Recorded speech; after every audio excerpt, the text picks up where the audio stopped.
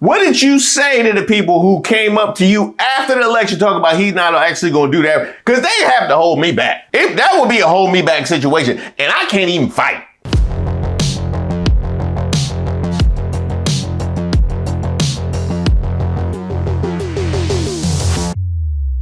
Hey, shout out to all of the new subscribers and members that have joined the channel. My name is Reese Waters, and I'm troubled. Now, here on this platform, we have covered the black Trump voter. You N-words better get in line and do what we say. And it felt like him as the czar of the Democratic Party coming down to say, go get these N-words in line. And the general tone of it was disgusting. It was abhorrent. I don't respect it. I didn't like nothing about it. We've covered the female Trump voter. All the things that have happened to President Trump, the attacks on him, have done nothing more than strengthen Black people's connection to him. We've covered the Latino Trump voter. Donald Trump is going to help the country with the economy. We've covered the Muslim Trump voter. It's going to be Trump or Harris in the White House, and it's Harris voters, it's young voters, it's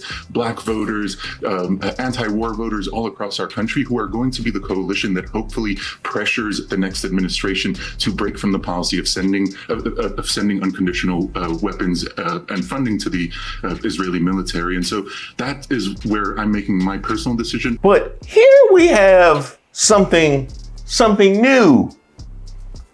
The progressive Trump voter.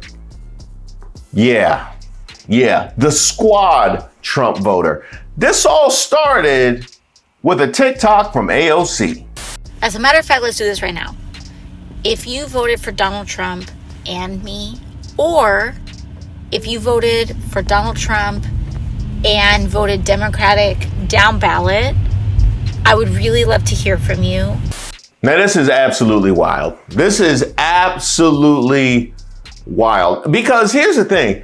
It's not like AOC holds her tongue when it comes to Donald Trump. I, for one, am tired of hearing about how a two-bit union buster thinks of himself as more of a patriot than the woman who fights every single day to lift working people out from under the boots of greed, trampling on our way of life. So if you're in AOC's district and you're listening to her and you're following her, how are you taking in all the things that apply to you locally, but literally none of the things that might apply to you federally? Like, do you just tune her out whenever she says Trump? Because she says it a lot.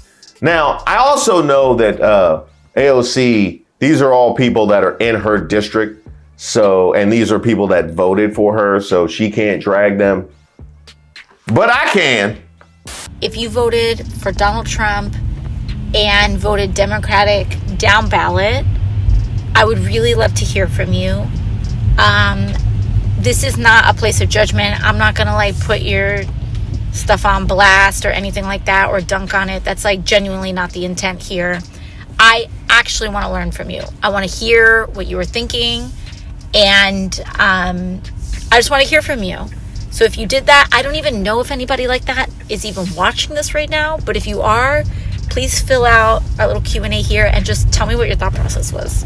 Now I'm just going to do a quick run through real here. It's real simple. Trump and you care for the working class. What about Trump tells you he cares for the working class? Because he said so? Because he has so much credibility in all facets of his life? Right. I feel like Trump and you are both real. The same response as the one I just gave. Trump is going to get us the money and lets men have a voice. You're brilliant and have an amazing passion. Well, that's fascinating. I didn't realize men had lost their voice, by virtue of all the women that have been running the country lately. But wanted change, so I went with Trump and blue for the rest of the ballot to put some brakes on. Okay, so this must be a 4-year-old who has no memory of Trump literally being president from 2016 to 2020. I would have voted for you and Trump, but I'm in California. I like your style, though. Okay, so this is somebody who clearly doesn't listen and pay attention, which is one way that you could vote for AOC and Trump. I feel like you both are outsiders compared to the rest of DC and less establishment. Yeah, because why have anybody moderate when it comes to our leadership? Let's just make it as extreme as possible. I know people that did this and it was because of Gaza. Oh, it was a couple of these. It was a whole couple of these. Now, I had so much to say about the Gaza Trump voter or the Gaza voter who decided to stay home. I made a whole video all about that. All I have to say to you who voted for AOC and Trump because of Gaza is I'd like you to meet Mike Huckabee. He's a Palestinian. How you vote for him because of Gaza when he used Palestinian as a slur? Like, he said Chuck Schumer was acting like a Palestinian more than once. I mean, really, I need you to dress up your anti-blackness like a little bit, just a little bit. This is why I say that we should be signing up to knock on doors and be on the phones, because the internet and mass media, which, by the way, at this point, all of these apps, Instagram, X, like Twitter, whatever, it's mass media too, because they've all been bought up by billionaires the same way a lot of these television channels have. Anyways, if you're only tuning in to those mediums, you will think that most people fall along this spectrum. And a lot of people don't. And that's why it's important to be at the doors. And that's why it's important to be on the phones. And that's why it's never just like a little junior thing that you grow out of, but that we always need to be listening, because you will learn a lot. I mean, most of what I have learned is that we are deeply stupid as a country. That is mostly what I have learned. We are deeply stupid and exceptionally vulnerable to misinformation and disinformation. That's what I've learned. Anything else? Okay, AOC, what'd they say? I mean, there's a lot of different things that we saw. I think there's a lot of people. First of all, it's important to note that Democrats, oftentimes when we lose elections, we think that we lost people to Trump. And that is true in circumstances, but they don't look enough at the fact that we also lost people to the couch. Mm-hmm. We have two people that we're running against. So a lot of people say, this is why I voted for you and Trump. And some people say this is why I didn't vote or didn't vote top of the ticket. Right. Skip the top of the ticket, which, by the way, there's been a lot of paranoia about the fact that Democrats were able to win statewide in some places while Kamala Harris lost. And I keep trying to tell people there are voters who go in and either just vote the top, Trump voters who will say, I just want Trump and don't care about Republicans, and the reverse, who say, I'm not voting top of the ticket, but I'll vote everybody else. Right. Now that's fascinating, because what happens down ballot, as I'm sure you know, has a direct connection to what Trump is and isn't able to achieve. I would get a settlement in 24 hours. We saw that with Obama when he was sitting in office with an obstructionist Congress, which the Democrats absolutely could have been had they held the House, Senate, or both. But in this particular case, now you are subject to the full brunt of Trumpism and his 2025 agenda by virtue of him holding both houses. Another thing about this whole thing about voting the couch, and I've been waiting to make this point, is let's look at the populations, US population by race. Now let's look at voters by race. I find it fascinating that people who feel disempowered, people who feel like this doesn't matter to them, make the decision not to vote, while the group that's in power always votes in greater numbers than they are in the population. And that doesn't occur to you. That doesn't occur to you. It doesn't occur to you that the folks who comprise the power structure in this country never advocate for not voting. Where is your white Dr. Umar who's advocating to sit at home? Where is that? Where is that? I'm wondering how that doesn't occur to you that in light of trying to topple this patriarchy and this supremacist system, you take a tact that they have never used and never advocated for, that has taken them to where they are and allowed them to preserve power for centuries. Why would that make sense to you? And I think we saw some of that happen as well. But when it comes to people who split their ticket, I think a lot of people cited several different things. One is there is universal frustration in this country. Much of it, I actually think, justified, that is raging at a political establishment that centers corporate interests, billionaires, and puts their needs ahead of the needs of working Americans. Now, I agree with this, and I actually can't say that I'm not in that place with my frustration with the establishment. It's just that it's very easy to see the connections between Donald Trump and the corporate billionaires. Elon Musk is right behind him. Astronauts into space. Come here. Like, if you are frustrated with the establishment and their connection to corporate billionaires and feel like they don't care about the American people, how do you land on Donald Trump? And if you are one of those people that is just generally unaware and you feel like because he talks different then he's not establishment, that to me says that we are much more immature as a voting populace than we want to admit right now in 2024. And we know that we can either channel this righteous rage, because there are people whose SNAP was cut off, their child tax credits were cut off, but they're seeing people like Elon Musk getting tax breaks and kissing up to Donald Trump in order to do so. But they vote for, then why vote for Elon Musk and Donald Trump? And I think that, of course, is the question. It makes no sense. This is the part where she can't drag them because they in her jurisdiction. But I know what you would say.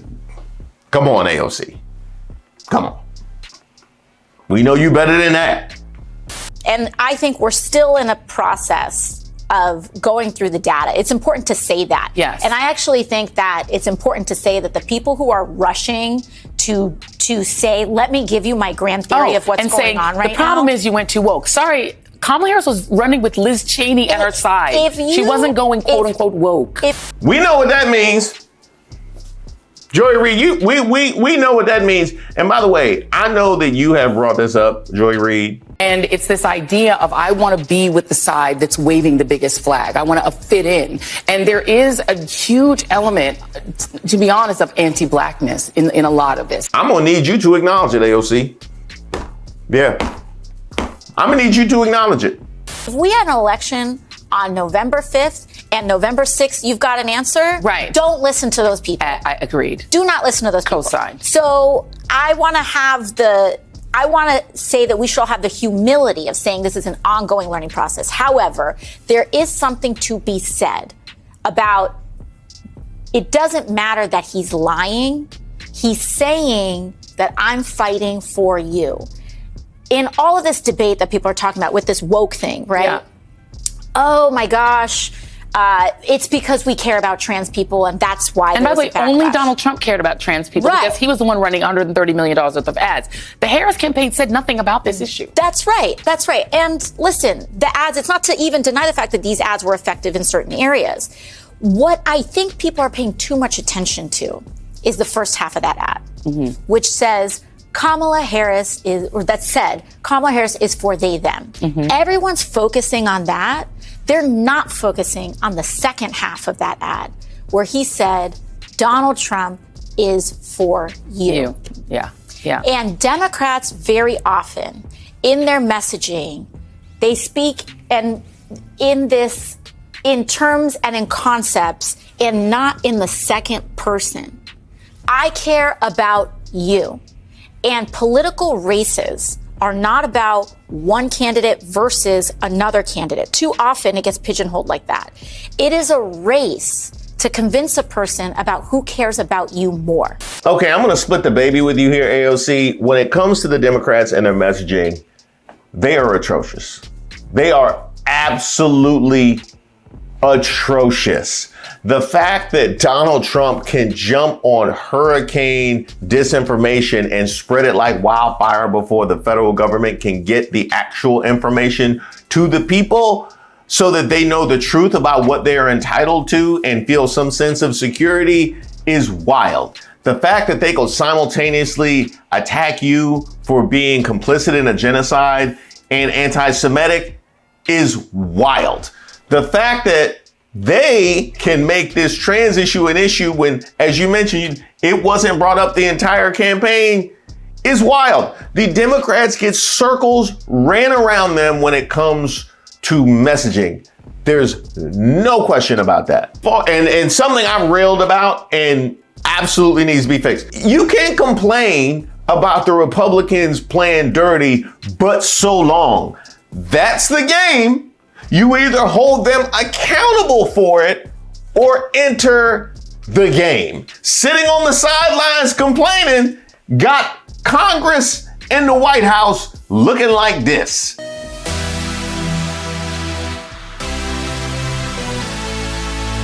The second part of what you said about telling people that they are for you, how many times did Kamala say that? How many times did Kamala Harris say that? I mean, really, that was actually one of her main weapons against Donald Trump is how much he talks about himself and her repeatedly asserting that she was fighting for you. Let me ask you this question, because we've been talking a lot about RFK Jr. My mind is a bit blown. Mm-hmm. I mean, we knew that Donald Trump would go wild. There's no constraints on him. He could just put all his friends in. But we're talking about RFK Jr. and the possibility of people pulling back on measles vaccines, on another pandemic happening. You're talking about Matt Gaetz. There's a 17-year-old girl out there terrified that all of her records, all of the witnesses against him in this case where she was trafficked could be in the hands of Matt Gaetz, and he could be the most powerful law enforcement official in the country in a case where the president of the United States is an adjudicated sexual abuser. If you're a sexual assault survivor, you're thinking, oh my God, this country is out to get me. They're out to get me and force me to have children by sexual assault. So the message to women has been insane, okay? And the people he's nominating are TV hosts, et cetera. Do you think the people who voted for him that you've talked to were expecting this? No. They should have. They should have. Cause what were they saying? What were they saying? Oh, I like, he's an outsider. He's real. Mm-hmm. This is what real people do. This is what outsiders and real people do. Uh-huh. You should have. I mean, it's not like he wasn't crazy the first time. Or true mass deportation. Genuinely. Yeah. No. And it's heartbreaking, actually. It is heartbreaking. No, it's not. It's really not. It's infuriating. It's infuriating. And I just know, I understand that everybody doesn't have the time and energy to be plugged into everything going on in our political world. But to make a decision that irresponsible, to vote this man in and turn around and express dismay at how wild and insane the decisions that he's made immediately when he made 4 years of these kinds of decisions in recent memory, infuriating. Like when Trump saw Russian state TV air Melania out, like that level of infuriating. Like you got to take his phone. And people may want to take like a kind of vengeful stance about this, but it is genuinely heartbreaking. People need to understand that there are people, millions of people in this country, and I was one of them, where you are working 2-3 shifts a day to try to make ends meet. You're not reading the newspaper every morning with a cup of coffee. Yeah. You're not. And it's not to say that people are uneducated or uninformed or anything like that. But like, this is real life. Yeah. This is real life. You got a baby on your hip and you've got 2-3 shifts to work in that day and you're just trying to make things work and you have such an overwhelm of information. AOC, you are very good at what you do. I support you. I will continue to support you. What you have just described is uninformed. That's what you just described. I actually think something that is different about this moment than I saw, whether it was 2020 or after 2016, is that almost like right the day after, people immediately were coming to me and saying, he's not actually going to do that, right? Did you throw hands? Huh? What did you say to the people who came up to you after the election talking about he's not actually going to do that? Because they have to hold me back. I mean, they would. That would be a hold me back situation. And I can't even fight. And it's important to say, people may often say, he said he was going to do this. It was right here on the campaign trail. If you actually listen to him, if you listen to Donald Trump's acceptance speech, when he talked about immigration, he talked about legal pathways first. Yeah, Matt Gaetz, you've had to deal with him as a member of Congress. How concerned are you about him being Attorney General? You know, I think right now the mood on the Hill, there's a lot of Republican uproar about it. I find it interesting, too. It's important to note that Matt Gaetz won general election to the 119th Congress. So he resigned his seat. That he just won. To finish this term. Yeah. The seat that he just won starts in January. Right. So he may just be away from Congress for 2 months. Yeah. Potentially just to expunge this ethics report. Now, she actually did land the plane with some interesting thoughts about the Matt Gaetz situation. I don't know if the ethics committee has a legal grounds now to release it. Yeah. I do wonder if the Senate would subpoena it in order to understand and make have a fully informed decision. Yeah.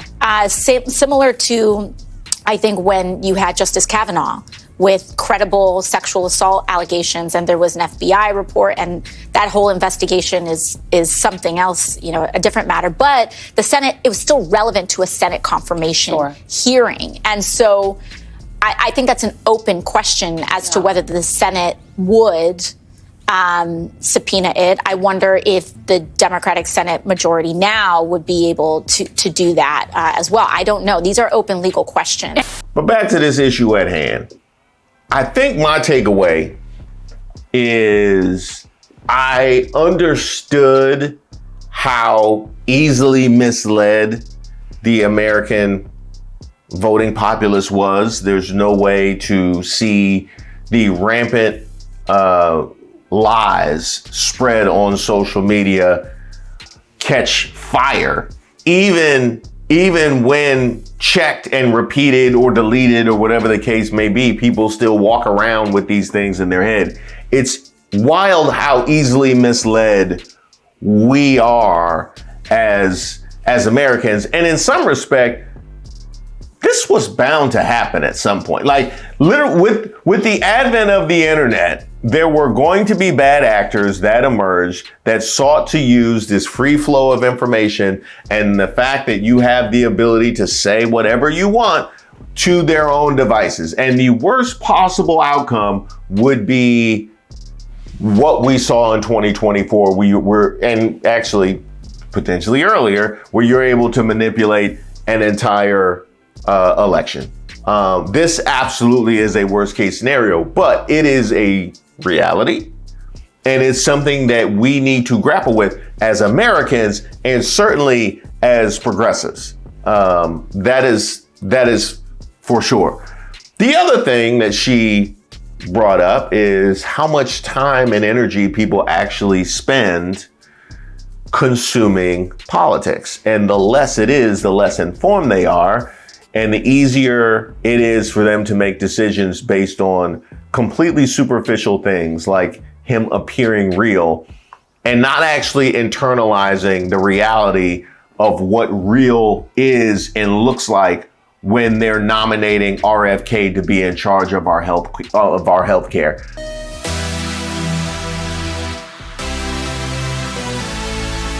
Not only are we easily misled, not only are we uninformed, we're also wildly immature.